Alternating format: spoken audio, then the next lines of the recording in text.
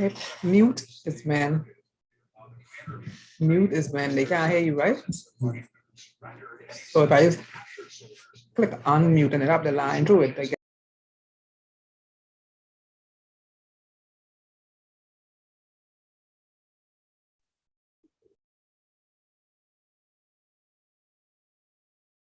unmute. So I have mute. Okay. Look like here.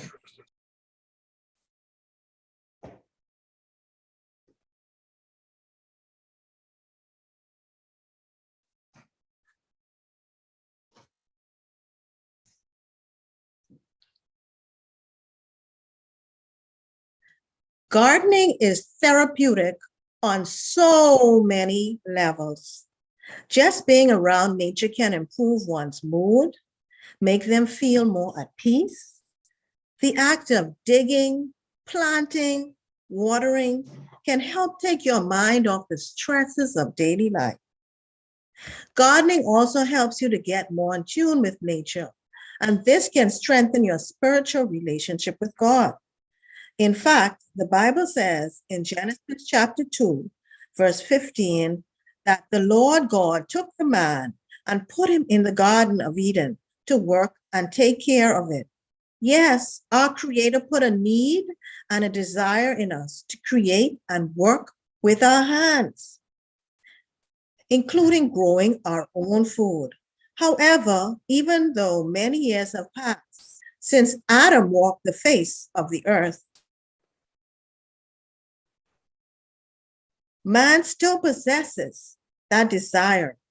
So we need to harness the skills given to us during these unprecedented times, when the prices in the grocery stores on fresh produce are skyrocketing, and when what seems to be organic is not really organic.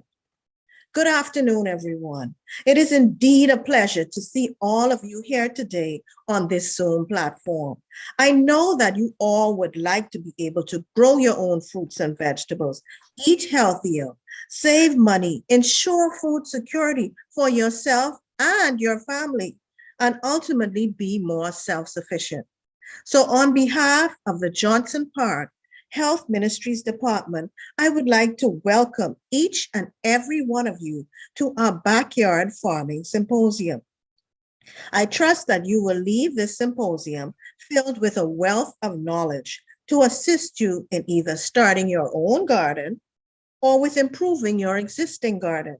I thank you all for coming. Our very own Sister Janice Forbes will now open us up with a word of prayer. Good afternoon, everyone. Let us pray. Father in heaven, we give you thanks and praise for your loving kindness and mercy towards us. Father, we thank you for your daily provisions and this wonderful opportunity to gain skills and knowledge about farming so that we will be able to eat healthy and grow our own food to sustain ourselves, our family, and our community. Lord, I ask that you help us to share this knowledge we will gain today with others. Bless and guide us as we apply what we learned today into our backyard. Lord, tough times are already here. Food prices has increased tremendously, and many don't have food to eat. But we believe in your promises that you will provide all our needs according to your will. Therefore, Lord, this event is so timely and critical to our survival. We are so grateful and appreciative to you for allowing Ms. Deandra DeVoe to share her knowledge and expertise with us, to empower us. So as she speaks, Lord, empower her, protect and bless her and her family. I also ask your continual blessing and protection over each participant, those persons on Zoom and the media team. Be with the media team and the equipment that there will be no technical difficulties. We pray your blessings over this symposium. May you receive all the honor and the glory. We ask it all in Jesus' name. Amen.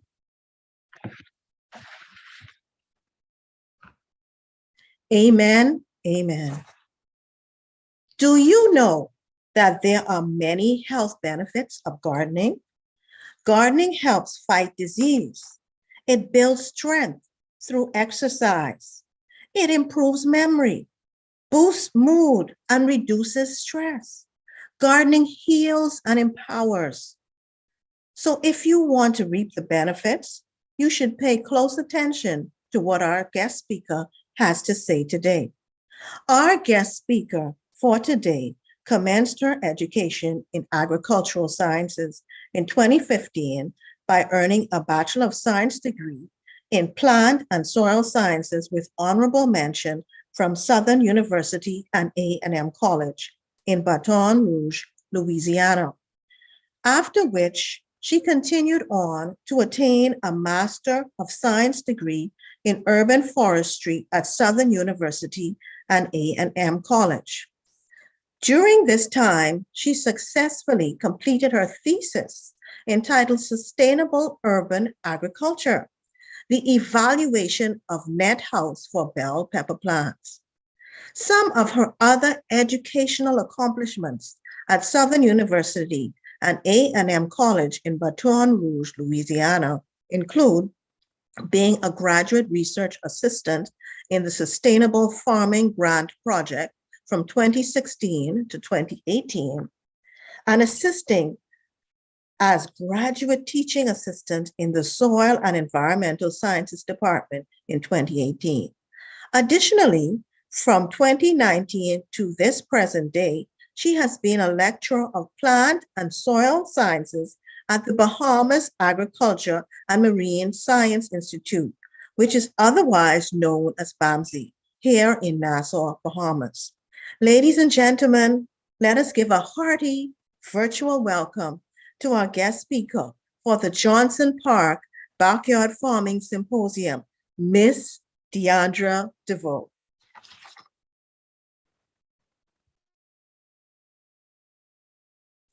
Thank you, Dr. Carr, for those wonderful words, well beyond what I anticipated. So good evening, everyone. My name is Deandra DeVoe, a lecturer of soil science at BAMSI in North Honduras.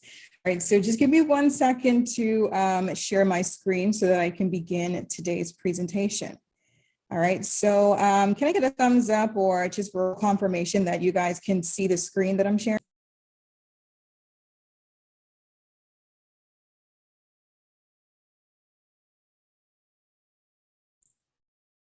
Okay, wonderful. I think you guys can see it.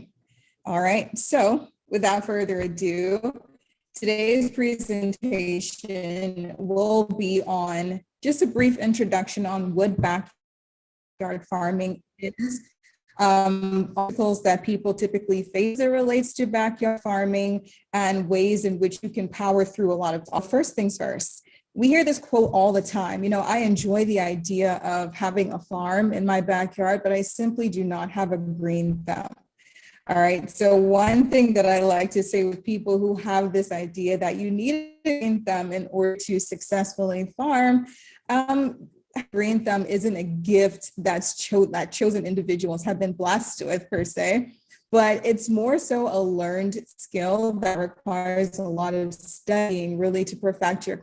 So the same way in which you would enroll in school to maybe perfect a subject like English or mathematics, it's the same thing that you would apply as it relates to farming, because agricultural sciences is science. All right. So growing your own food is an achievable goal for really anyone who is genuinely interested in learning how to successfully apply that theory to practice. All right, so there's really no one size fits all when it comes to farming successfully. All right, some people may have certain trials that they have to face, others the same. But again, there's no one size fits all or one answer to accommodate for every single issue that you may face as it relates to backyard farming.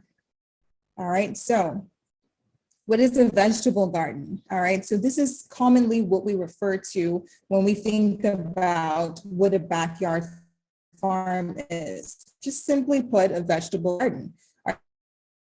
Right? So your vegetable garden is a garden that exists for the purpose of growing vegetables and other plants that are useful for food, just have to be for food, but depending on what you are growing, you can use it for maybe textiles or maybe incorporate that in your artistic visions, but it's so very versatile, again, just depending on what it is that you want to grow. All right, but vegetable gardens are typically small scale operations located at the rear of your property.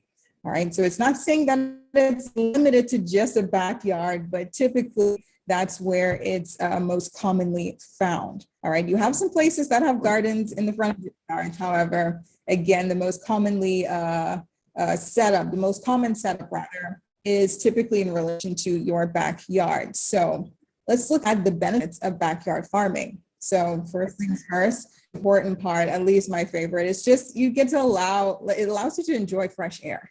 All right. It rewards you with healthy, delicious, and cheap food to eat. I don't know about you guys, but I'm very frugal. So just the idea of being able to save on your grocery bill on a weekly or monthly basis is always just a benefit to me personally. So again, it rewards you with not only just healthy and delicious foods, but it's also cheap.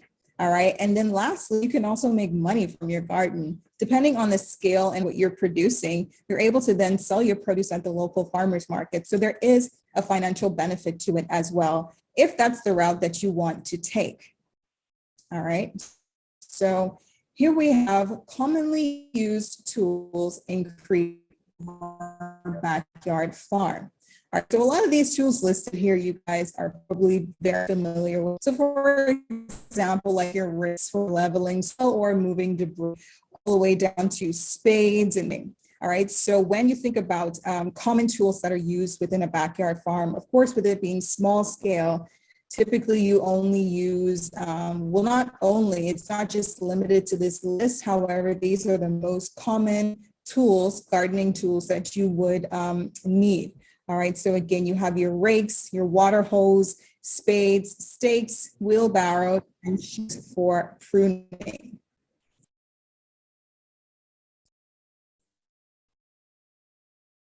All right, so another question. Why should you start a backyard farm? All right, so continuing on what we just recently said, the importance of self-sufficiency. All right, it's a great way to save on your monthly and yearly grocery bill, and you can really control the variety of foods that you consume.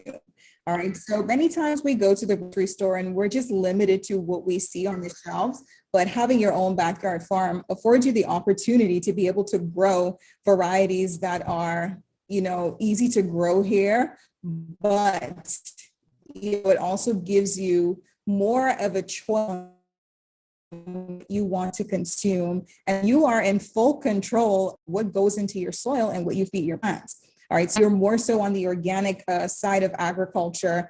If the conditions do apply for your space to be considered as organic, an organic area of production, then you can provide yourself with organic foods, all right? Because again, you're the one who is solely in control of whatever it is that goes into your soil that eventually feeds the plants that you will consume, all right? Less hungry families, all right? We become less dependent on large food producers by way of having our own backyard farms. And lastly, you really appreciate farming a lot more when you yourself are watching your plants grow from seeds and just nurturing it along the way. All right, because I know for myself as a kid, buying a tomato in the store, one thing, right? But actually planting that seed and watching your plant grow gives you so much of a better appreciation, seeing how much work actually goes into it and then reaping the benefits during harvest. All right, so you really gain a better appreciation for farming once you are the one applying all of these production practices in your own yards. All right, so the first things that I do want to discuss as it relates to backyard farming, and typically this is something that is always so overlooked, all right? It's knowing your soil, all right? Knowing your soil is very important, and here are a few reasons, meaning that most of what you produce will come from the soil, All right. We have other methods of agriculture, of course, that include maybe hydroponics, aquaponics, whose resource base is a solution or water in most cases. However, when it comes to a generalized understanding of agriculture, soil is usually a resource base. All right. So this is where all of the crops will come from, especially when it comes to commercial farming. You use conventional where soil is your resource. And one of the biggest mistakes in soil prior to crop selection and applying any other crop management practices to your farm. All right. So again, when we talk about understanding the properties of your soil, it's not just about looking at your soil and saying, oh, the soil looks rich, so maybe I'm going to be successful when it comes to farming. It's a lot deeper and more intricate than that. So as we move forward, we get to understand a few of the intricacies that I'm referencing, right? All right, quote that I do like to share with students is that the soil lead to help much greater understanding of what your plants may need from you. All right, so again, understanding your resource base as it relates to soil nutrition, soil texture, soil structure. It's so important for you to understand those properties prior to you applying certain management practices to your own backyard farms. All right, so as we move forward, you will see what it is that I'm referencing. We talk about your soil as a resource. All right, so that provides a combination of resources. All right, so soil is composed of 4 different components. So you have your pore spaces. It's broken down into 2 categories. So you have pore spaces and your solid portion. All right, so your pore spaces, simply put, is the space in your soil that when you were to add water, or in the case of it being very dry outside, this is what makes soil very deep. All right, if you add water, raining for a long period, this is really just accounts for the amount of air or water that's in your soil. All right, and the solid portion of your soil accounts for the mineral matter and the organic matter.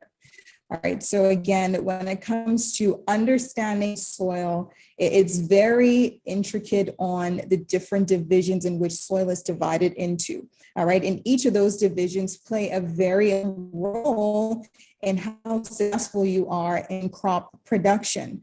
All right. So in this case, when we think about space with air and water, if your soil has too much you're trying to grow, then you understand that it can be detrimental to your crop. If your soil has too much air, then again, it can be detrimental to the type of crop that it is you're trying to grow.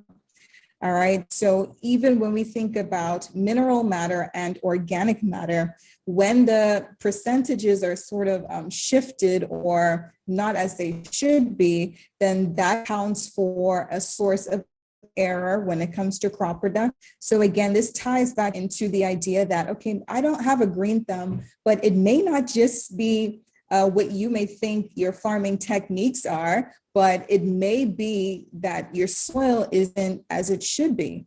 All right. So understanding where soil is, what it does, the properties that make the soil what it is, if you're not understanding that, then you're more so unable to identify when there's a problem or how to manage that problem.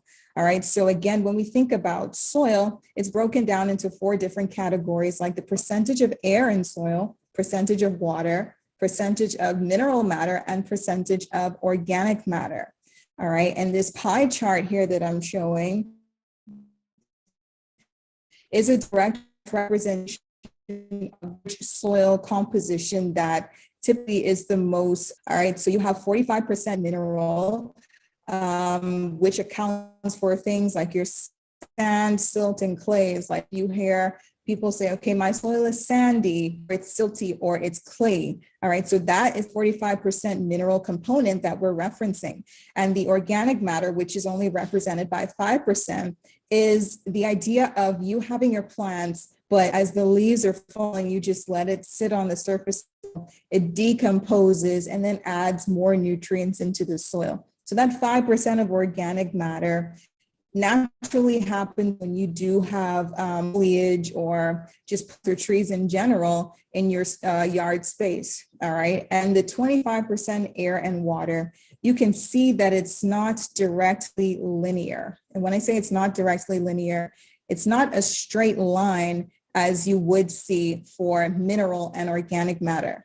Now, the reason for this is that depending on your environmental conditions, it shifts. All right, so if it's more rainy on the outside, the percentage of air may increase from 25 to maybe 35%. Or if it's rainy outside, the percentage of water will increase to maybe about 25 to 35, sometimes even 40. All right, but if it's dry on the outside, then the percentage of air will increase. So this plays a relation into, for example, in a desert area, right? The composition of a desert soil would not look like this. It would probably have maybe even upwards of 39% or even a full 50% air with 0% water. All right, because it's very dry. On the same thing, if the roles were reversed, if you're in a very tropical area and it's constantly raining, the percentage of air eventually decreases because those pore spaces are now being replaced with water instead of air. All right, so like step number one when it comes to crop production. So understanding your soil is really like a top priority on your list of things to do when it comes to understanding the processes of farming in general.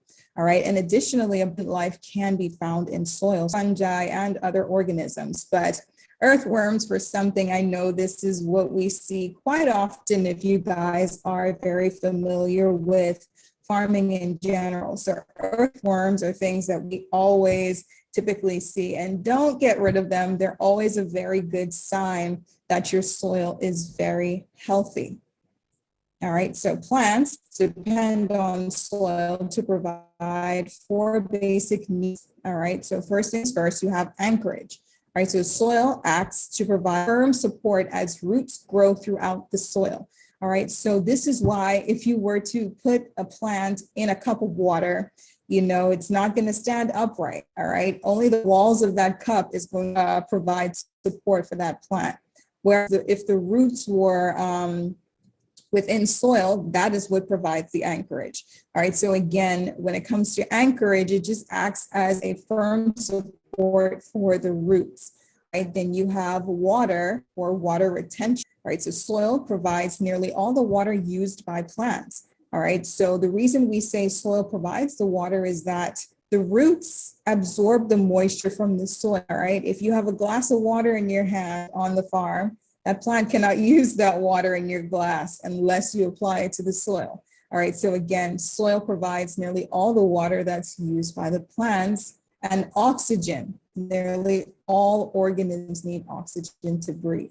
All right, roots do not have ample supplies, so they need good soil aeration to allow gas exchanges. All right, so good soil aeration, if we go back to that previous slide referencing the organisms that you do find in soil, earthworms are something that's very important. It's the reason why I say do not remove them if you see them, is because as they burrow through the soil, they provide little channels of air that allow for additional gaseous exchange. So if you do have soil that are prone to being compacted, meaning you're reducing the amount of air in that soil because of its natural makeup, having earthworms in your soil provides a lot more air into your soil because, again, as they burrow, they create little channels of air that provide more surface area or space, rather, to allow for your roots to have or perform its gaseous exchanges. All right. And then lastly, we have nutrients. So nutrients obviously are very, very important when it comes to plant growth and development, because just like us as humans, All right, so plants, they need 17 essential nutrients in order for them to grow successfully. All right, but of the 17, 14 of those are provided directly from the soil. All right, so again, it's something that is very crucial for plant growth and development, understanding the resource base, which is the soil.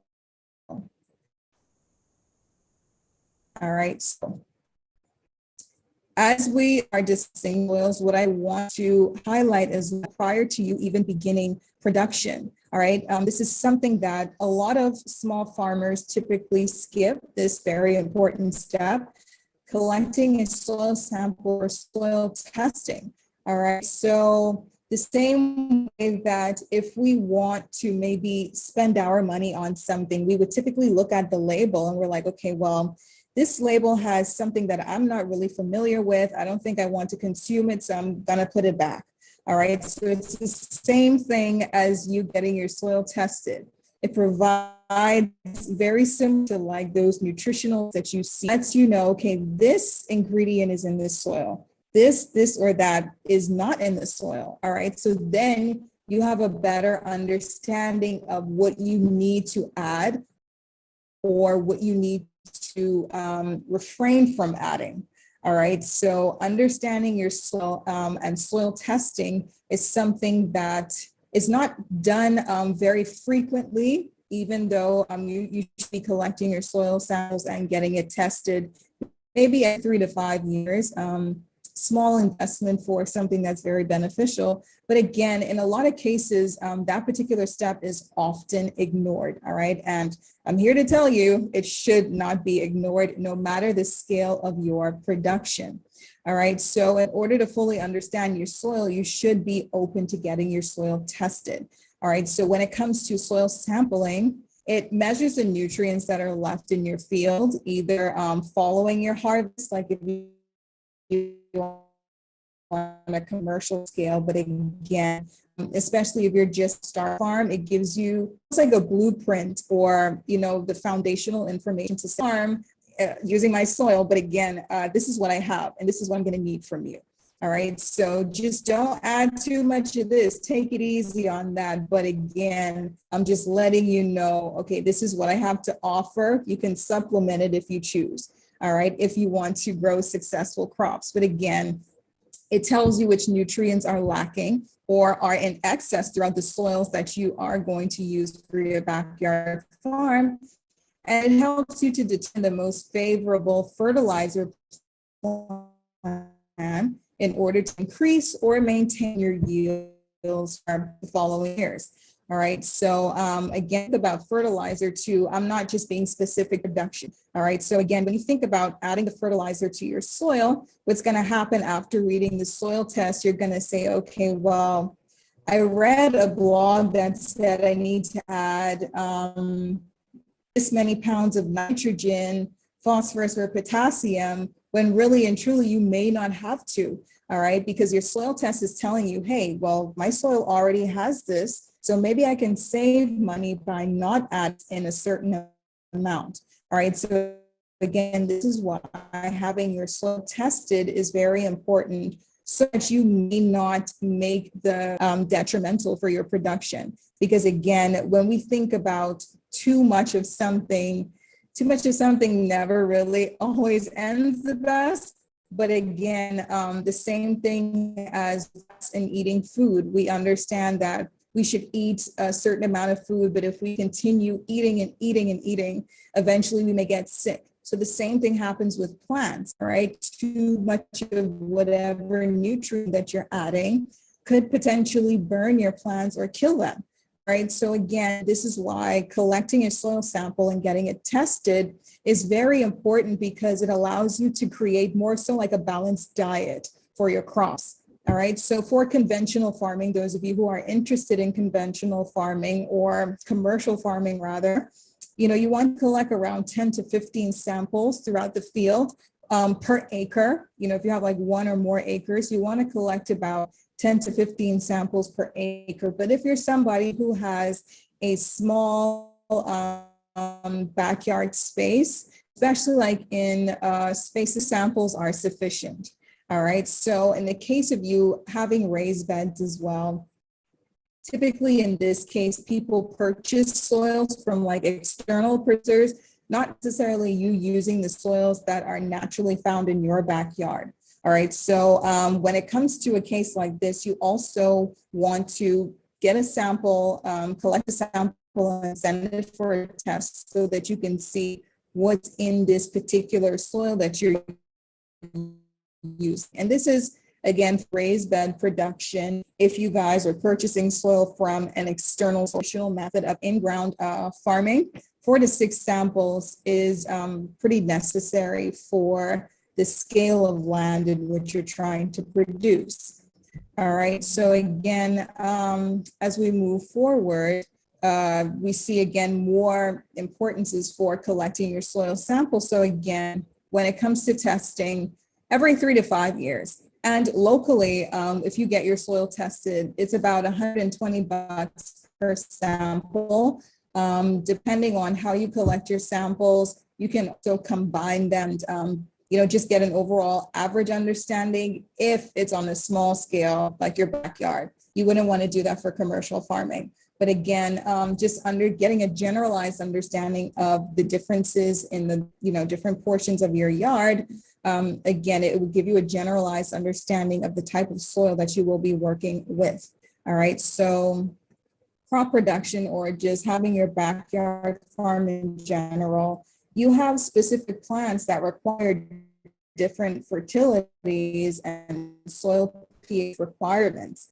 All right, so again, this is why crops that we may see, I really want to plant maybe blueberries, but the soil that you have is not acidic enough, or the pH doesn't support the type of soil that blueberries need, right? So again, understanding your soil so that you're able to supplement that soil with the necessary amendments, very, very important. All right, so when it comes to taking your soil samples, you want to take samples from like normal and then abnormal plant growth areas. All right, for example, areas that you have like a shrub bed or like the front of your yard where cars typically are parking, and then an area that you find suitable for your vegetable garden. All right, just to have sort of a comparison. So again, when you do collect these samples, you want to make sure that you keep an accurate record of the areas that you do sample. So you want to include this information in the soil report as well. All right, so you will be able to in the results. So if you collect 3 samples, make sure you are writing on the bag, okay, I got this from the front yard, I got this one from near my shrubs, and I got this sample from the area that I want to farm. So you want to be sure that labeling is something that you also prioritize when it comes to you collecting a soil sample. All right, so this video here that I'm going to share with you is a video that I would have recorded on how to collect a soil sample.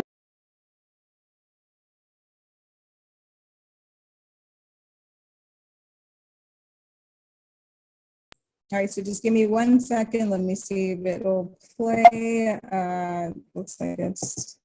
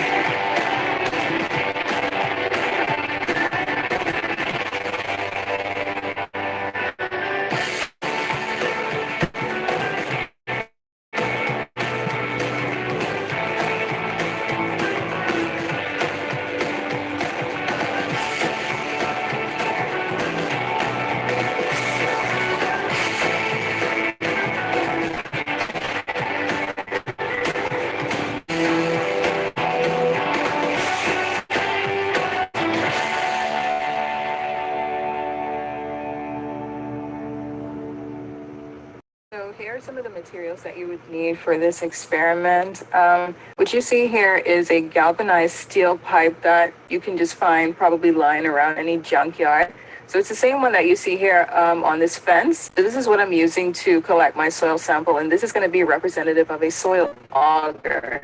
So next you see here is a hammer and a strip of wood, along with a regular gardening seed and a few sheets of tissue paper.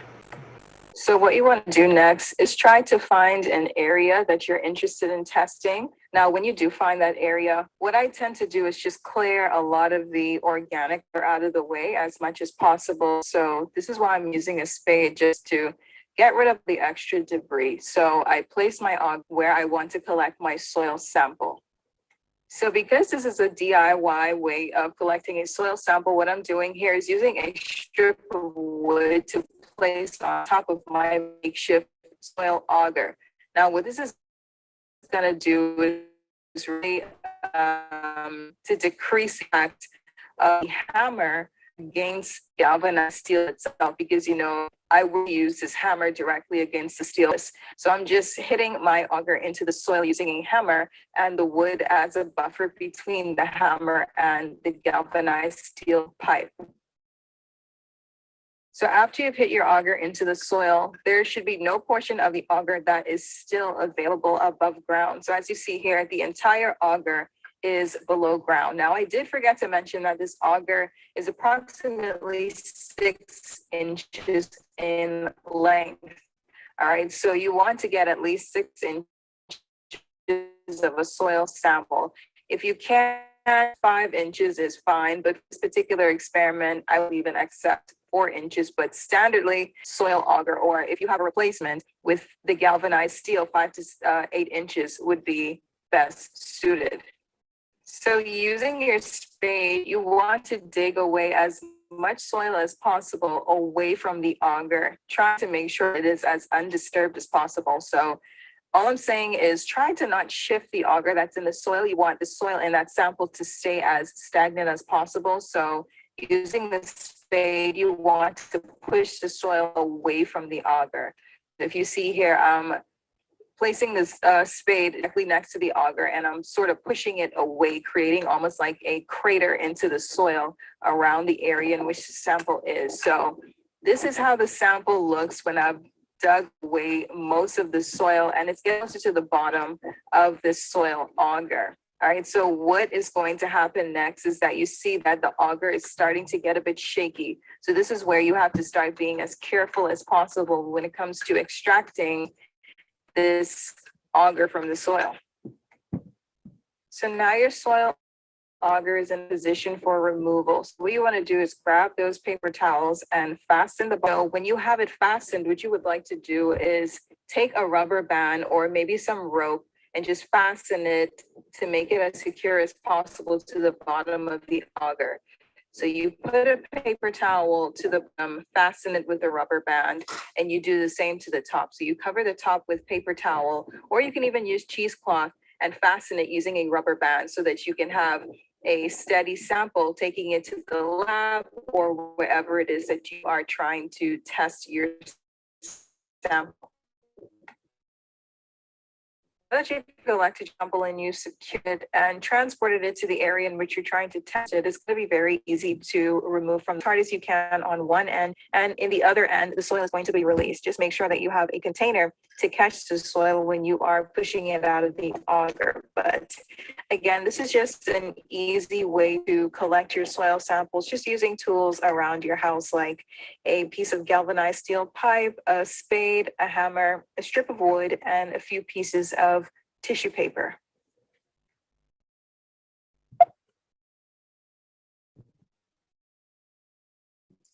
All right, so guys, that's how you would standardly collect a soil sample, just using tools you could find in backyards. The blunt force of using a hammer, you can use that as a soil sampling tool.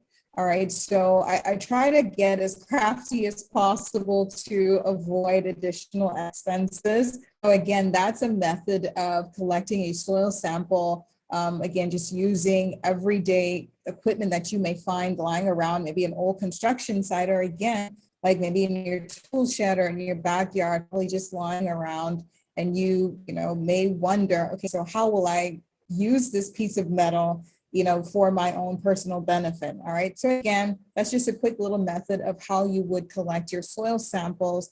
And again, as we previously stated, depending on your size, the size of your yard, or whatever area that you're planning to produce, it just depends on the amount of samples depends on the size of your own yard.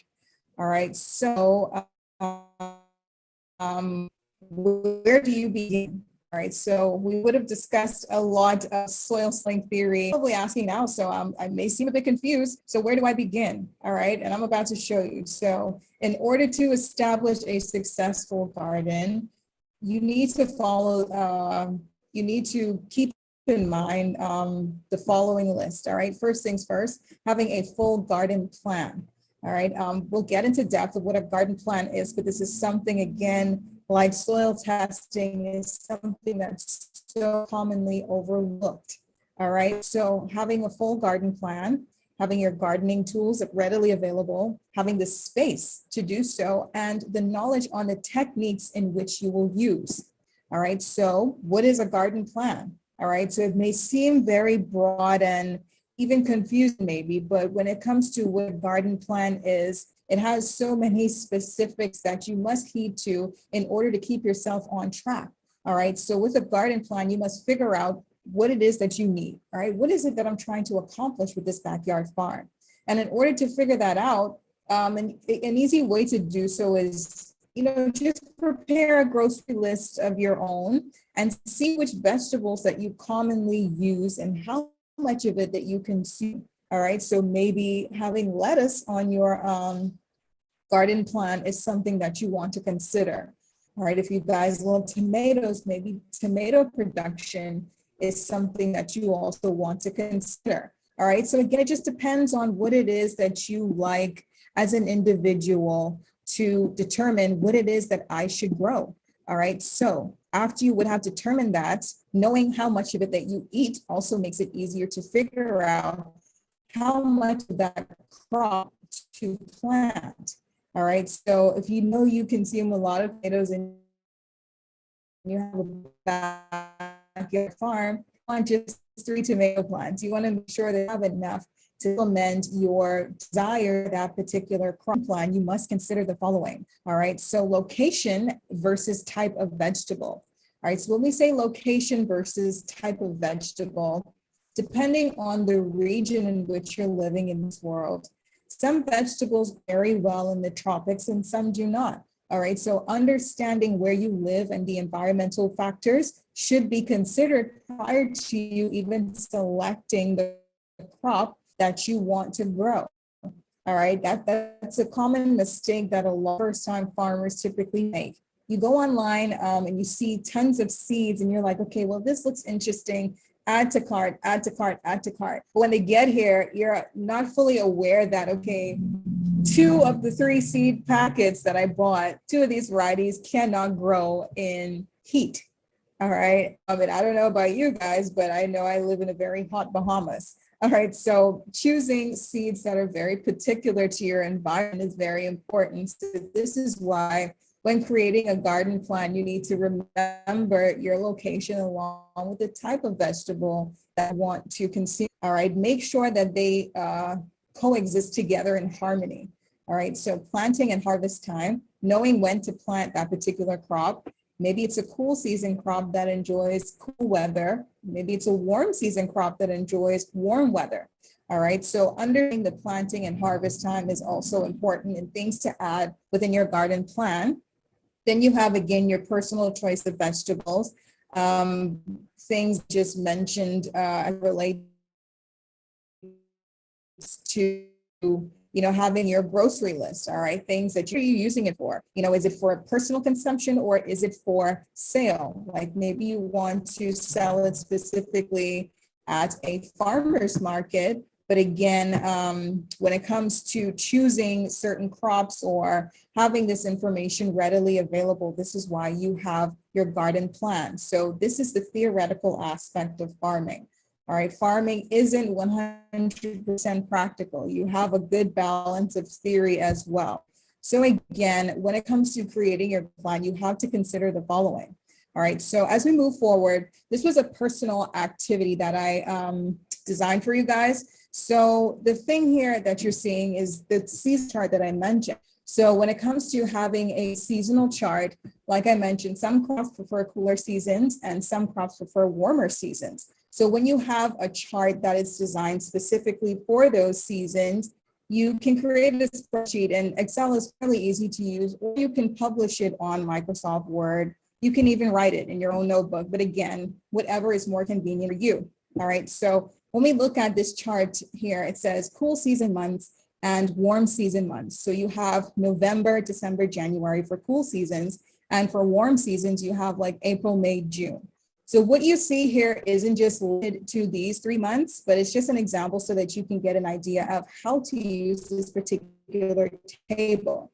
All right, so you can take it even a bit further with cool season months, say for example, November to January.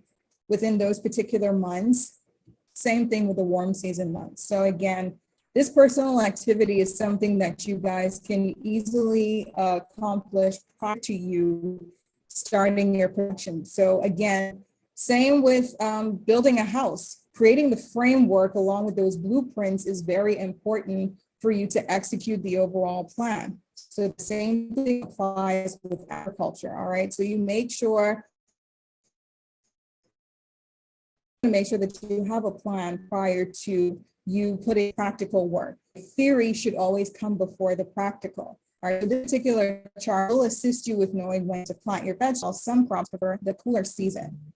And additionally, what I did design for you guys is this particular table that will give you a better understanding of the crop that you choose, all right? So after you would have selected a crop, you would have determined, okay, well, it grows in my region, all right?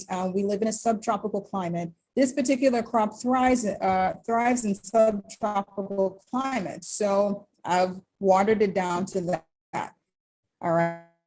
Right. So now I'm thinking of producing maybe in the cooler season. So that's even redefining whatever it is that you want to grow. So again, this particular table that you do see here, it has your crop, the seed depth, spacing, soil temperature, days to harvest, years for seed storage, and sunlight requirement. So this is a very simple chart for you to prepare for whatever crop it is that you're growing. So for example, this farmer here wanted to grow broccoli. All right, so seed depth, how deeply do I plant these seeds? All right, so it's an inch. All right, so you see here the units, it's inches. So it's 1/4 of an inch. All right, spacing requirements, because again, very important for plants to have space as they're planted in their permanent location. So again, units are inches, 24 inches. All right, soil temperature in Fahrenheit, days to harvest from seed, meaning how many days would it take from the moment I plant this seed in order for me to harvest the produce? All right, so 100 to 150 days, right? Years for seed storage, 3 to 5, depending on how well you store these seeds, and sunlight requirements. So this is a chart that could allow you to stay better on track for the requirements of the particular crop that it is that you want to grow. Of course, you can take it a step further by including pests that typically attack these types of plants, or how to transplant, just additional information that you would see fit to include. But again, this is just an example of what your garden plan should include. So now we have site selection. So when we think about site selection, you want to make sure that you actually do have the available land. All right, so a lot of us, we do want to farm, but we don't have the space to do so. All right, but again, it's not impossible. It's just that the size of your farm depends on the size of available land you do have. So small spaces obviously will not produce a whole lot as it would a larger space. But again, you have different methods of farming like vertical farming that does afford you the opportunity to produce a lot in very, very small spaces. All right, so with selection, first thing, all right, so when choosing a location for your farm, you must consider the following. All right, so is it near a contaminated source of water? Does this piece of land have enough sunlight? All right, what about drainage to really avoid flooding? All right, because many times we have properties that we may not visually see the slope, but it may be there. So that is just depending on maybe, if there is constant rainfall, you just monitor the portions of your yard that is pooling with water. All right, so you know for a fact that, okay, as this land stands on its own, it's not suitable for farming in that particular area. So what you want to do is maybe fill in that area so then your land can be flat. All right, again, just to avoid flooding. All right, so another point to make as it relates to location is that paths to walk between beds to avoid damaging crops. You want to make sure that there's room for you to maneuver. If you live in a very, very windy place where it's constant wind, not just saying that, okay, maybe 1 week of wind every couple of months. No, if you're living in a place with very high altitude and there's just constant winds, you want to be sure that you're locating it near to trees that can block wind, but will not cast a shade, meaning that it does not intercept the sunlight. It still affords your plants the opportunity to have the correct amount of sunlight. But again, in a windy area, you want to reduce the amount of wind pressure on your crops. So now you have your cultural requirements, and these are just requirements that are common to your growing region. All right. So for example, Bahamian practices for farming, they differ from that of other practices maybe in the United States. All right. So again, cultural practices are just practices that are specific to your country or your island, your community, that sort of thing. All right, so you have it split up into two, like how much light does the site receive and what type of soil that you're planting in. All right, so this goes back to, this site have full sun or is it a shaded area? And again, you have crops that are specific to full sun and shaded areas. All right, so you want to choose your crops based off of your environment as well. If you have trees that you simply cannot cut, then the likelihood, you planting a crop requires full sunlight, you planting it in reduces significantly. All right. Additionally, when we go back to the beginning of our discussion about the soil that you're planting in, I mentioned your sandy, clay, or silty, or maybe even loamy soils. All right. So again, this ties into what we referenced previously that relates to understanding your soil as it relates to your textures, structures, etc. All right, and then airflow. Very important to have airflow in your farm because again, many diseases are caused by pathogens. So fungi need water standing maybe on for 8 or more hours before they can infect the leaf. If you're somebody who has maybe sprinkler systems and you water late in the evening, you understand that as the sun is setting, that water or moisture is sitting on the leaves of those plants for an extended period of time because there's no way for it to then dry quickly. All right, so again, when you think about your foliar diseases, a lot of them typically happen when you provide area environment for them to thrive with little airflow. All right. So little airflow is very characteristic of, or increases the rate of infection by fungal pathogens.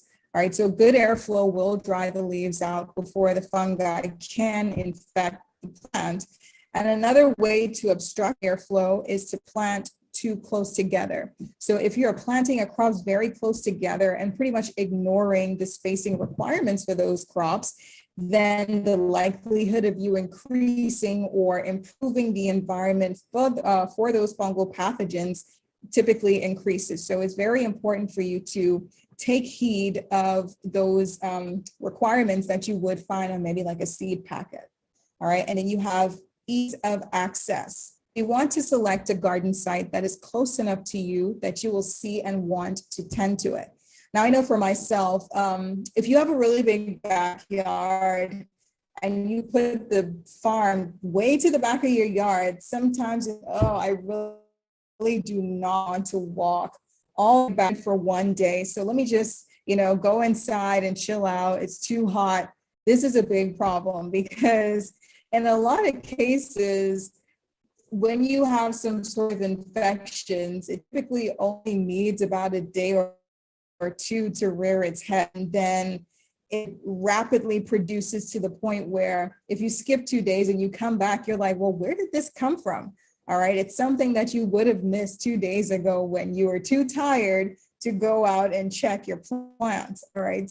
So make it an nice thing. All right. Just backyard. Just go ahead and check it out. All right. So again, when your garden is too far away, you tend not to want to tend to it often. So you run the risk of soil drying out, the weeds taking over, or your crops just simply not being harvested in a timely manner.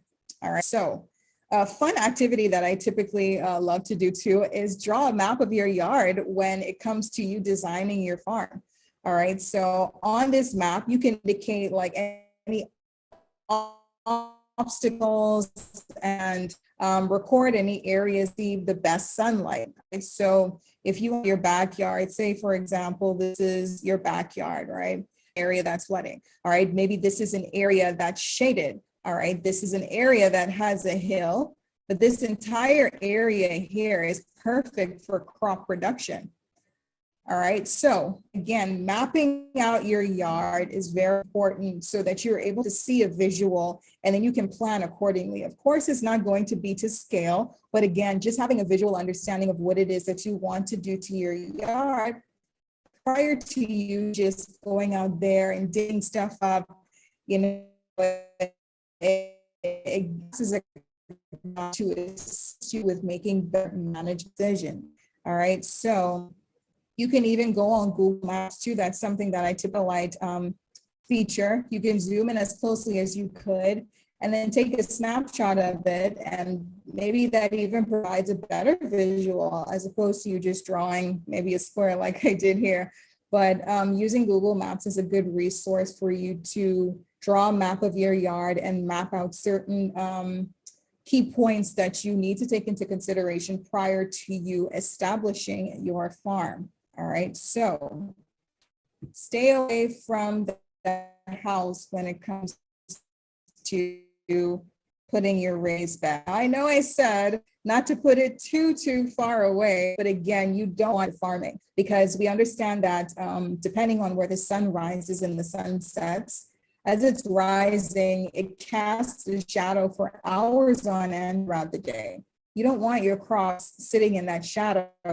When you see this example here, you wouldn't want to put raised bed in this area because if you have a crop that needs about 6 hours of sunlight a day, it's just not beneficial for the production. All right, so you want to make sure that you're keeping the plant area at least 10 feet away from the walls of your house that do typically cast. Vegetable garden site needs a minimum of 8 hours of direct sunlight, consistent moisture, good airflow, and easy access. And when I say consistent moisture, I'm not saying constant moisture, meaning that you have to constantly supplement your farm with water. Consistent meaning stay on your schedule. If you know you water every day, once a day, stay on that schedule. All right, so as we move forward, we will see that with all 4 characters, as I mentioned previously, all produces are taken care of because it's visited more frequently and loved. All right, so one of the more interesting parts of backyard farming usually encompasses raised beds. And this is something that we always question time and time again. Well, I want a backyard farm, but I also want raised beds, all right? There's nothing wrong with raised beds. They're actually my favorite. All right, so when we think about why you should use a raised bed, understand that water really can drain a lot easier because it's elevated off of the ground. All right, the soil doesn't become compacted by people walking on it. So because it's elevated, it sort of reduces like human interaction as it relates to where you were to step, whereas farming in ground, you sort of have to walk around your crops in different pathways to again. With raised beds, it allows seeding, transplanting, and weeding to be a lot easier. And it's just fewer tools that are needed to help you plant and care for your farm when you have your raised beds. All right, so again, more frequently, why you raise beds? Like weed, soil erosion. And when the garden beds are built strong, you can really just sit on the side and take care of your garden, especially for those with mobility issues. This is a perfect solution to you having sort of adaptation of back farm as opposed to just the conventional way of in-ground farming. All right, so here we have the differences between a raised garden and a garden planter. All right, so the photo you see to the left, these are your raised beds. All right, photo you see to the right are your planters. These are two different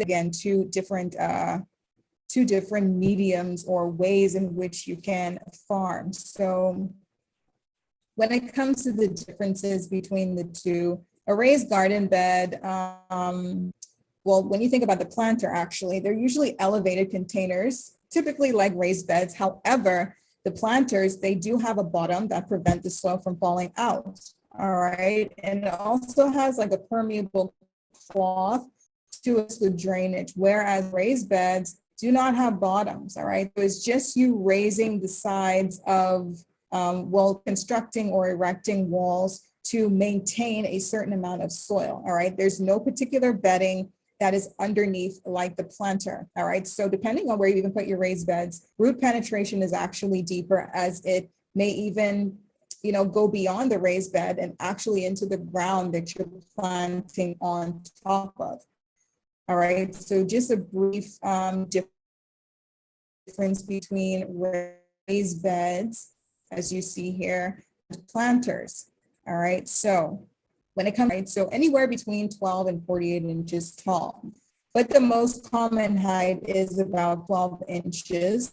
And it also depends on how good the soil is beneath your bed. So if you're somebody who doesn't have very good soil, maybe you want to double it, or maybe even go to 48 inches because 12 may not be most suited depending on the crop that you're trying to grow. All right, so if you want to go taller, just make sure that your raised bed has its supports. All right, and how wide should a raised garden bed be? Right, so it can be as long as you want it to be. How the width should not exceed 4 feet. And it's a reason why, because if you are on this side of the raised bed, you want to be able to reach to the other side over here, all right, and vice versa. So you never want to have your raised bed so wide that you cannot access plants that are in the middle. So this is why you want to make sure that your raised bed usually should not exceed 4 feet. All right, so again, it can be as long as you want it to be, but as it relates to the width, you should keep it around 4 feet.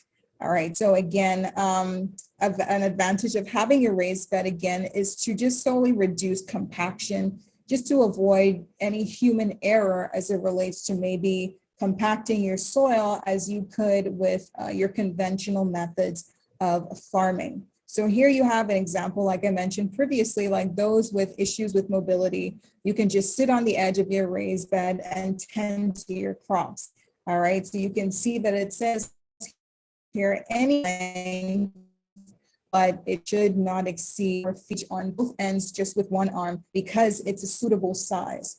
All right, so the higher the bed is just more so in relation to whether or not you're mobile enough or you can bend as low as maybe 12 inches to cater to your crops. All right, and here you have just raised beds that are like the common or more popular sizes of raised beds. So you have a 3x3, 4x12, 4x4, 3x6. All right, so all of the dimensions, but again, they are available. And again, these are the most common sizes of your raised beds. All right, so now when we look at planting methods, we want to consider that there are two ways to get plants in your farm. All right, either by direct seeding or by transplanting. So when you plant your garden, you try to stay outside the raised bed so that you do not compact the soil. All right, same thing as we mentioned previously. So when it comes to direct seeding and putting those seeds directly into the soil, it's exactly to determine how old the seeds are. All right, if they are new, the germination rate should be accurate.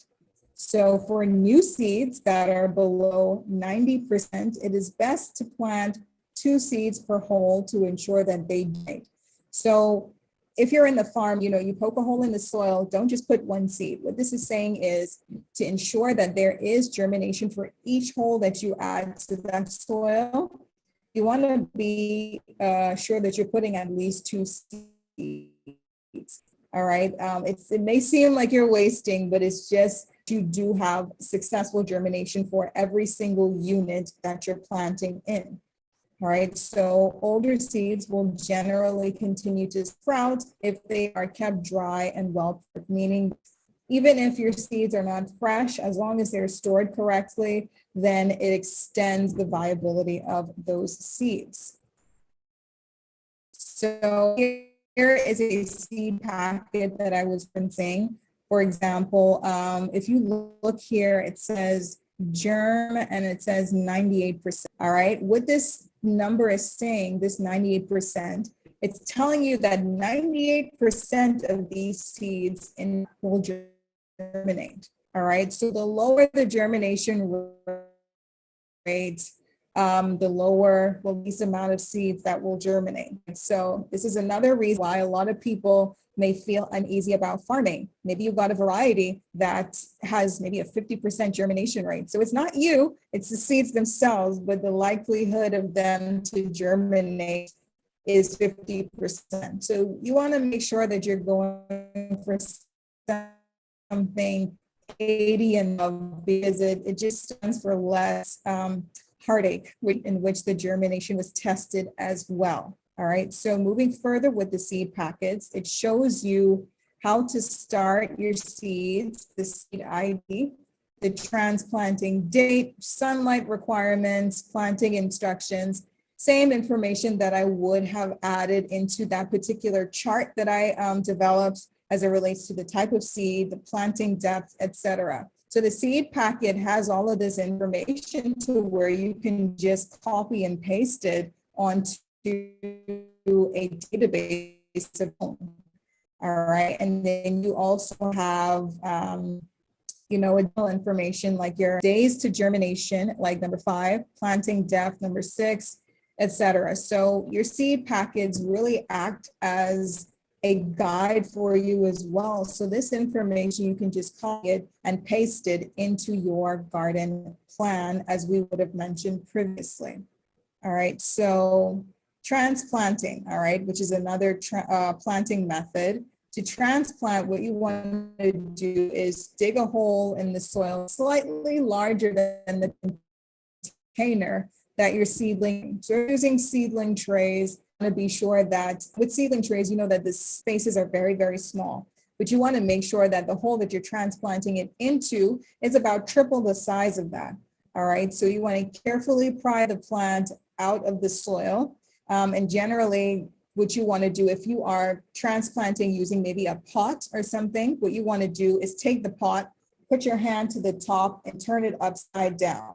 And as doing that, just work or squeeze the pot a bit and then release it from the soil. Put your hand back, turn it back right side up, and then place it gently in the hole that you do plan on permanently leaving that crop. All right, so same thing goes with seedling trays if you're very careful, but typically with seedling trays, you just squeeze the bottom and carefully remove it, almost like a plug. All right, and then you place it gently in the hole that you want to leave it permanently, and then you water as necessary. All right, so again, when it comes to transplanting, sometimes plants suffer from transplanting shock. So it's very important to harden your seeds. Well, your seedlings rather. This is just a process of you slowly introducing your seedlings into full sunlight for an extended period of time, maybe in 2-hour intervals on a daily basis that may extend about 7 days to 2 weeks. All right, so these plant your seedlings as a particular planting method. All right, so here you have an example of when you leave your seedlings in a tray for too long. So this is what you don't want to see. All right, if you're seeing this when you're taking your seedlings out of your pot, then you know you would have left it in entirely too long. This is what you want to see. All right, the one to the right that you don't want, the one to the left that you're seeing that you don't want to see is called root bounding. All right, this is where it's so many roots now, they start to grow and tangle, because at this point, this is when it's like fighting for nutrients and just needs a lot more space to spread and anchor into its permanent position. So what you want to see is the pot on the right. All right, you never want to see the pot to the left, because at this point it's root bound. Now, is it completely unusable? That's false. I would be lying if I say that it's unusable.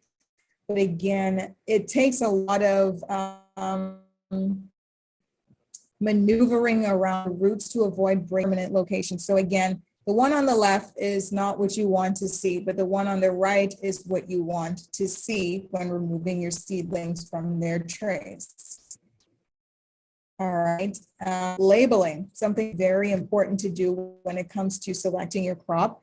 Label what you have planted. So you don't want to just put some seeds down or some crops down, and you're not exactly sure, or you're relying on your memory to provide you with the information that you need. I don't know if you guys, I know for my memory does not always help me when I need it to, trying to figure out what it is that's planted in that spot, because most tomatoes, a lot of them look very similar. All right, most peppers, a lot of them grow and look very similar. And then you get the produce and you're like, oh, this is hot pepper. This isn't the sweet pepper that I thought I planted, because you didn't label. All right, so you want to make sure that you label what you have planted with the plant name, the date that you planted, and the date of expected. All right, so additional information that you do want to add is like plant height, the position, it's full sun or partial. Again, going back to wind or garden plan that I suggested.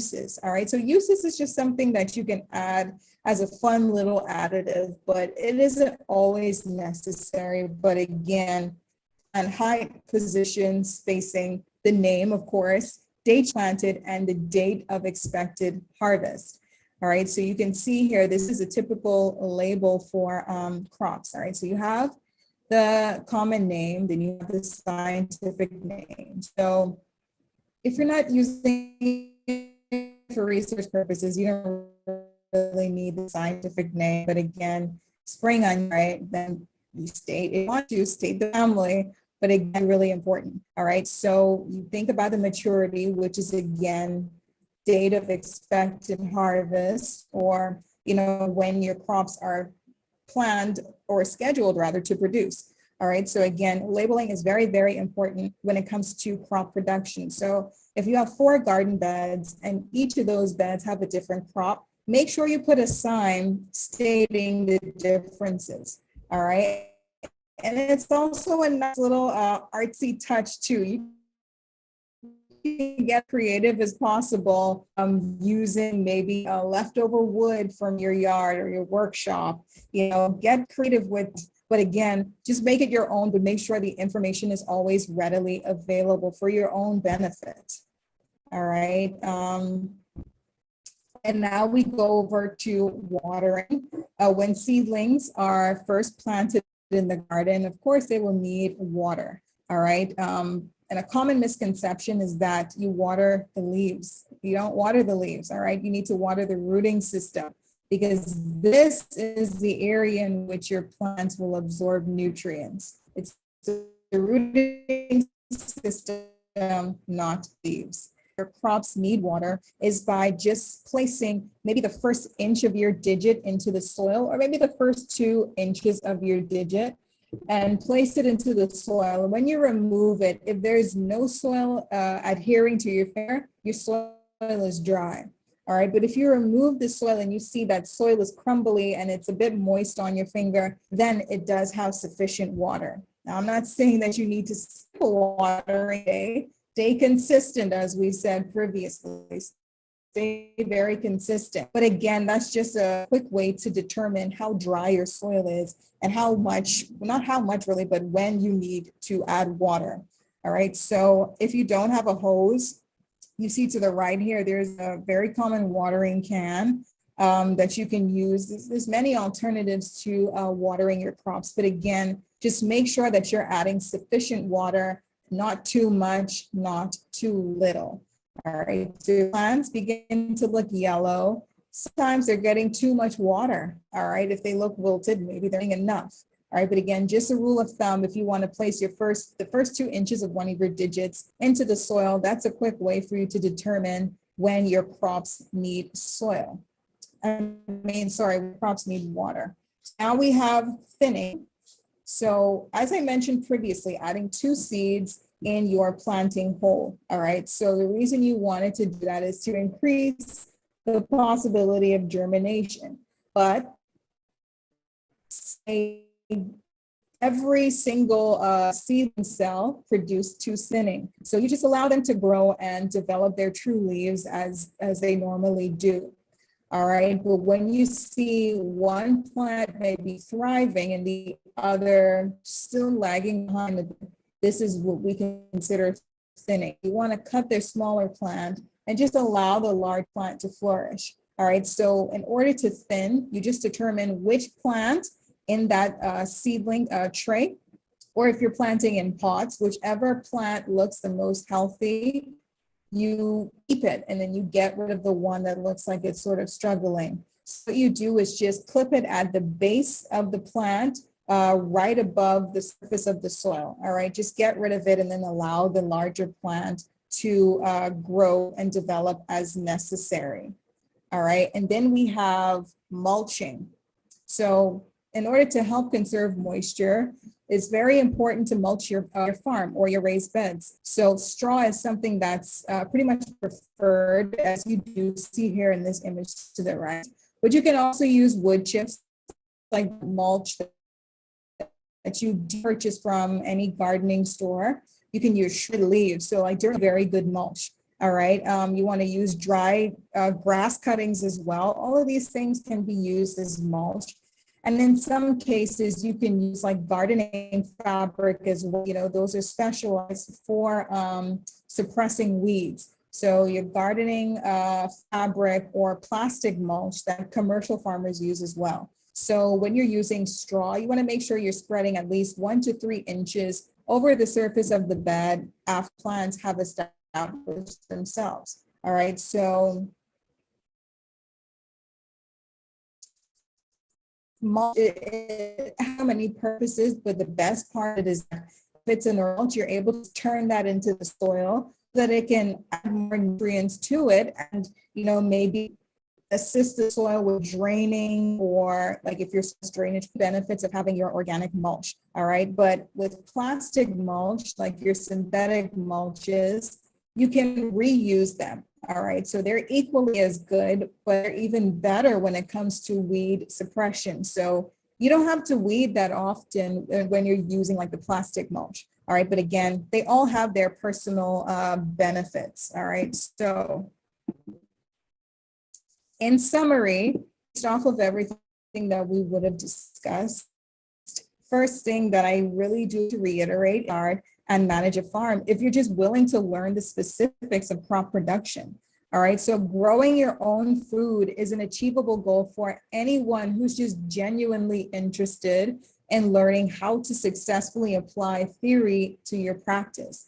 All right, and it's very important to understand that agriculture or crop production in general has a lot of theory. It's not just the practical application, but you have to start an appreciation of the theory before you then apply the practical. All right, there's no one size fits all when it comes to farming successfully. One farmer may have the answers for their problems, but their answers may not suffice your problems. So it's about trial and error. All right, remember to have your soil tested, water only as much as necessary. Always, and I mean always, create a garden plan before you begin your production. And finally, I cannot stress this enough. Please keep trying. All right. It's not going to always work out on the first try, even the fun trying to produce food for yourself. It's always a learning process. The same way that you may be enrolled in college and, okay, maybe I didn't do well in this first assignment. The second assignment, you pick up the slack. By the third, fourth assignment, it comes like second nature. The same thing with farming. So always keep on trying, because there's always light at the end of the tunnel. All right, you may see it as a lot of theory to apply into the practical, but it's something that very, very telling somebody who wants to keep trying. Sources that I would have used for this presentation is listed here. And I will give Dr. Carter this presentation so that she can share with you guys accordingly. But this also has different charts that you can access along with experimental resources, extension centers where they provide additional information for farming, maybe specific to soil or specific to crops. All right, and lastly that I want to mention, BAMSI also has a certificate in back. Imagine this 10 times more in depth over the course of 7 weeks. All right, so you're able to get information on seedling maintenance and care, composting techniques, pest management, site selection continued, managing your irrigation, crop propagation, whether it's sexual, asexual, meaning you're collecting cuttings and everything in between. So we have a 7-week course that we are offering during, as a matter of fact, it starts in March, but extends into the end of April. All right. So again, just be mindful that there are resources available to assist in your future farming endeavors. All right. But never be quiet about it. Be vocal. If you need assistance, there's always individuals out here ready to assist, myself included. All right. So with that being said, guys, I know it was a long presentation, but if you do have, feel free to ask them verbally. I'll tend to them in the chat as well if you do have questions. But the floor is open if you guys have any questions. Dr. Carter, if you have any comments.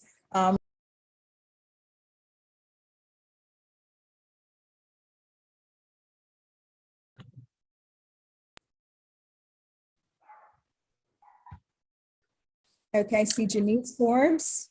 1 second, sorry. Good afternoon, all. Thank you, Ms. Deandra, for such useful information on backyard farming. I am happy to see so many persons in attendance for this symposium. But we will now open the floor for about 15 minutes for persons who may have questions for Ms. Deandra on what was presented. I just ask that you all raise your hand using the raise hand icon, and I will ask you to open your mic so that you can present your question to her. And I'm sure that she will do her best to answer each of your questions.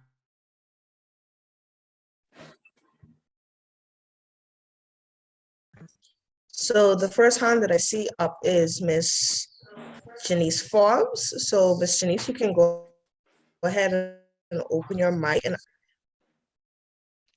Yes, Ms. Myers, Prince Forbes, you would like to ask a question. Yes, thank you for your service. The question is,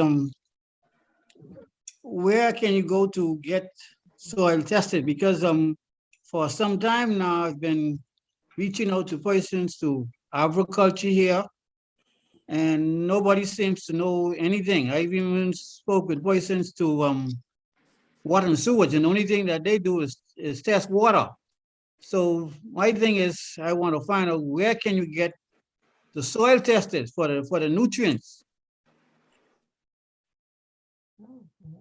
Okay, wonderful question. So there's this place called ADKA Labs. I'll put the spelling in the chat, ADKA, ADKA Labs. So that is the source of soil testing here locally. So what they do, they, the same video that you would have watched that I presented you guys on how to correctly collect your sample. Once you collect your sample, you want to send it to ADKA Labs, and then they ship it to other external sources. They test it and they give you a full report on things like electrical conductivity, meaning the soil's capacity to hold on to certain nutrients, what nutrients are available in the soil that you would have sent for testing, maybe the percentage of sand or clay or silt in your soil, just everything in between. They give you a full report, even additional information like management practices as well, or possible amendments that you could use to correct any problems with your soil.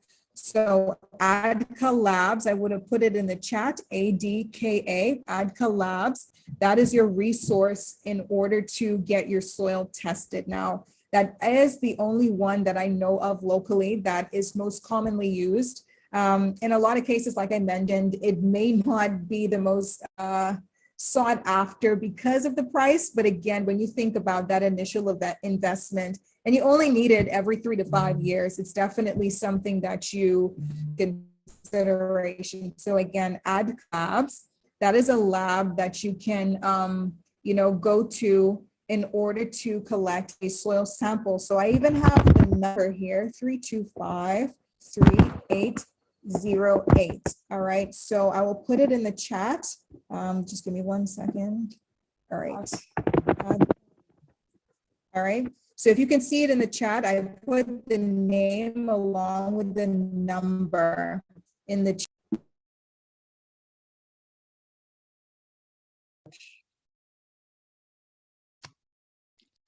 Thank you.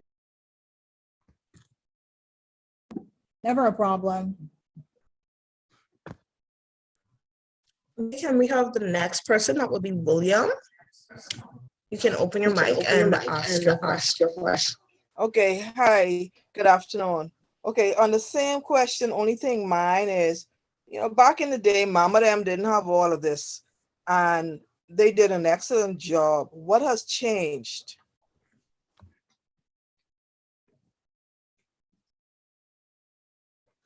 What do you mean in relation to, you said what has changed? In relations to the soil testing now. Back in the day, I know they didn't have it. They just look at the moon and they were able to tell you, okay, it's good time to plant this, it's good time to plant that. And so what has changed now? Why do we have to, get our soils tested? Okay, so when you think about urbanization as it relates to population increases, so the more people that live in a concentrated area, the more your soil becomes depleted of the essential nutrients. All right, so back in the day, the population probably was nearly half of what it is now.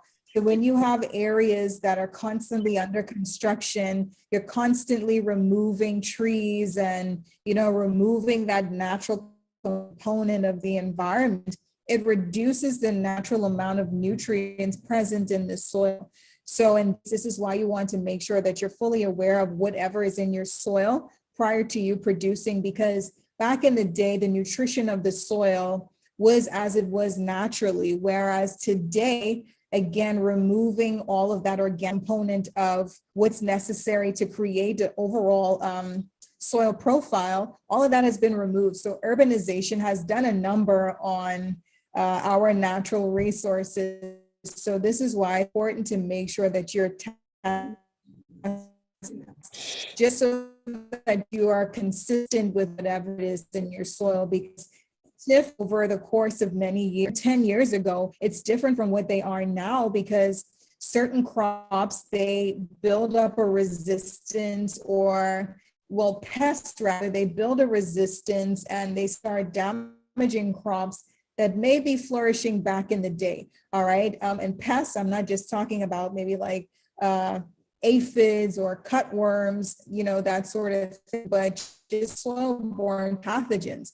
All right. May be more frequent, even when you think about how, all right, so when it comes to biosecurity, meaning that, we're screening these crops that are coming from external sources, if that is not done on a constant basis, you never know what pests or pathogens we're bringing into our environment.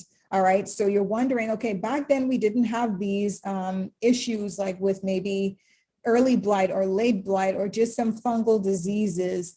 Now you're having those issues. It could be, in relation to how our biosecurity measures they're now improving, but they may not have been in place to where we can ward off or, resist these sort of interceptions by things that are detrimental to crop production. So when you tie in urbanization, population increases, and just modernization in general, it plays a really big role in shifting the way our soils are presently. All right, yes, less virgin soils. Thank you so much. No problem. A question was posted in the group that asked, can we use brown paper bags or cardboards as mulch as well? Oh, absolutely. As a matter of fact, cardboard is my absolute favorite. So all of those shipping packages that you typically do get rid of, just keep them. And it's a question. That's definitely something that you can use as a form of mulch. And again, it's cheap. Sometimes it's free when you go to the grocery stores and they're just throwing it away. So again, I'm very frugal, as I mentioned previously. So any way that I can cut down on costs and, create a dual purpose for it, just go for it. But yes, cardboard, you can absolutely use that along with paper bags as well. The brown paper bags, you can most certainly use that as a form of mulching. Okay, great. I noticed earlier that Valerie Griffin had her hand up. I'm not sure if she still has a question. Yes, ma'am. Pleasant good afternoon or good evening. I know you would have spoken about backyard farming, but one of the things that we experience here, well, at least my daddy in Trinidad, is that there is a particular bird, don't want to say a pest, but probably is a pest. He only eats the vegetables that we plant. So like the pak choy, the different trees, that's all he eats. So it's a vegan bird. So do you have any ideas as to how we can prevent this bird from eating our garden, especially the pak choy? So one thing is for certain, as I know with pests, and yes, birds can be pests. When it comes to fruits in particular, birds typically go after what is ripe. So usually understanding the stages of maturity and when to harvest can prevent, large pests from, damaging your crops. Bok choy, but I know, for example, like with tomatoes, understanding its maturity, like your physiological rather, knowing when to pick them. And again, sometimes when they appear a little green, but they are actually mature, harvesting them during that breaker stage can really ward off a lot of those larger pests, because they typically go after what's ripened, because again, as it ripens, it becomes more fragrant. Guys aren't harvesting it, so it's time to eat. So that's typically how a lot of the larger pests go after the produce that you would plant. But again, things like owls, like statues of owls, I know if you put them in your farm, they ward away certain birds. So birds that are natural predators, you can have maybe like a fake sculpture, same way they have like scarecrows in cornfields, the same possibly do within your farm. So just have like a natural predator to ward those away from, ward those pests away from your farm.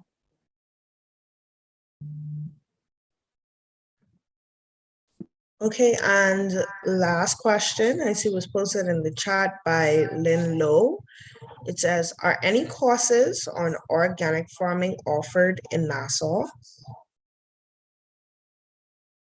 I'm not exactly aware of standalone courses in organic farming. However, there is a few certificate courses that BAMSI offers that includes organic farming, but currently nothing that's standalone course that I am fully aware of.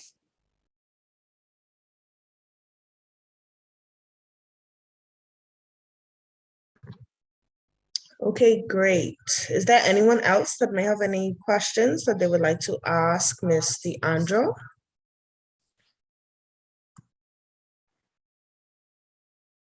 No? Well, with that being said, sorry, there are two questions that were just posted. One says, are there any natural repellents for caterpillars? Yes, you can actually use neem oil to repel like soft body pests. So what it typically does, when you apply the neem oil in the correct solution, you can eventually see that those soft body pests, they typically burn and you won't see them anymore. It may be a painful death for them, but you eventually save your crop. So a natural repellent definitely is neem oil once mixed correctly. And yes, you can go to the BAMSI's website and you can look for those courses. There are flyers available as well that I could share with Dr. Carter as we move forward. So everything that I do get, any communication, I will forward to this symposium. Okay, and a final follow-up question. It asks, do we go on the BAMSI site and look for the courses that are provided? Yes, ma'am. Yeah. So as I previously stated, you guys can go to the BAMSI website. You can find these courses that are available. And also, anytime there's a flyer available, be sure to forward it to Dr. Carter. And again, I do have a flyer attached to this presentation. So I think it is being recorded. So I guess as it's shared that you guys can check it out as well. But any communication that I do get on additional courses, I will be sure to forward it to you. All right, and I see one more question in the group. It says, is it okay to use tires for planting? Absolutely. All right, so you can fill it with your soil and it acts the same as you using wood for your raised bed. So yes, tires, you can absolutely use tires.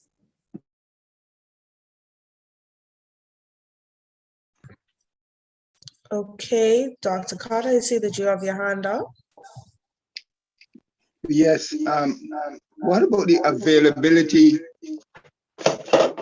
What about the availability of seeds? How available are they and where can they be acquired?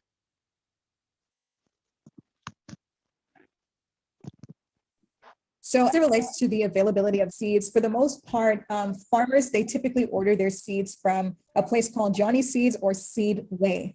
I don't think we have any, as a matter of fact, we do not have any local seed distributors that test seeds, but I do know that BAIC, they also sell like repackaged seeds that may have been bought in a large package and repackaged and sell for small scale farmers.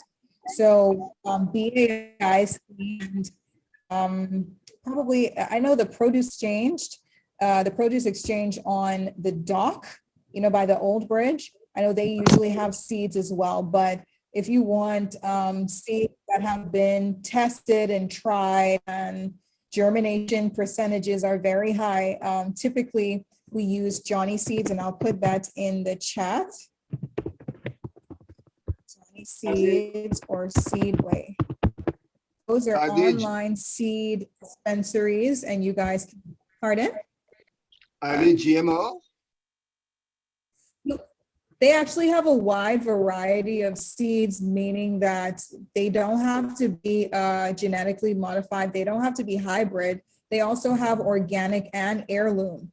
All right, so there's a multitude of different seeds that you can select: hybrid seeds, heirloom seeds, or organic. So you have the option. Thank you kindly. No problem. You can also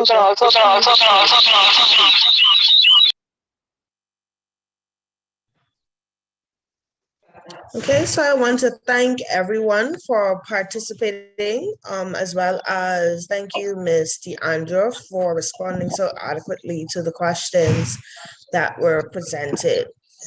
I'll now move on to Miss Dr. Rhonda Carter, who is going to present us with the vote of thanks. Ms. DeVoe, your presentation was excellent and very, very informative. We are indeed honored to have you here with us today to give us such valuable information during these challenging times to help us to be more self-sufficient. We know that you took time out of your busy schedule to prepare this presentation and be able to present it today. You could have been elsewhere doing something else, but instead you decided to spend it with us, to impart a wealth of knowledge to us. So on behalf of the Johnson Park Seventh-day Adventist Church, the church with the personal touch, I would like to present you with this small token of appreciation. I don't know if you can see it, okay? But it is actually a fruit basket, okay? Thank you very much. Yes, ma'am. Okay. And we want to give you this token of appreciation to show you just how thankful we are for all that you have done to make this event a success. We hope that you enjoy it just as much as we have enjoyed your presentation. May God continue to bless and strengthen you as you continue to do great works in his vineyard. We will now have our closing prayer by Sister Shante Deal. Yes, thank you all for your participation. May we all bow our heads for a quick word of prayer. Lord, I want to simply thank you for allowing us the opportunity to be presented with such informative information today, Lord. I ask that all that was presented today be retained to those that were listening, that they may use it, Lord, to benefit not only them, but others in the work that they plan to do in their yards. Lord, I ask that you please continue to bless each and every one of us. Continue to bless Miss DeAndre for all that she's done to help us learn more how to grow and maintain a backyard farming. Lord, I just ask that you please continue to bless each and every one of us, and may we all leave here with great information that we can share with others. In Jesus' name, amen. I hope that everyone has learned something today from Ms. DeVoe's presentation that will make us all healthier so that we can be able to work for the Lord and lead more productive lives. Good evening, everyone, and thanks for attending this virtual symposium. I hope that you enjoy the rest of your day. Thank you. please note that if you want to review it, it is on Thank you. Johnson Park Media's live, Johnson Park Media YouTube page, and it is accessible there.